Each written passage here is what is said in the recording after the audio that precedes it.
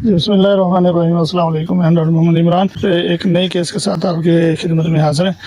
तो यहाँ जो हमने काम करना है, इन जानवरों की डिहारनी की गई थी तकरीबन 1 महीना हो गया, 1 माह से पहले। ठीक है, तो इनका जो मसला बना है, डिहारनी करने के बाद इनके जो सींग है अभी तक मुकम्मल भरे नहीं, तो इसमें से 3-4 जानवरों के जो सींग ख़राब हो गए और मक्खी बैठने की वजह से इनके अंदर कीड़े बढ़ गए हैं। ये आप देख सकते हैं कि जानवर काफ़ी तकलीफ में है और सुराख कितने बड़े बड़े निकले हुए हैं। तो इसमें एक ये जानवर है, एक ये जानवर है और उधर 2 जानवर उधर खड़े हैं। तो जो कि आज हम इसके अंदर सफाई करके अंदर दवाई भरेंगे, तो इसके ट्रीटमेंट करेंगे। तो चलो जी, करते हैं स्टार्ट।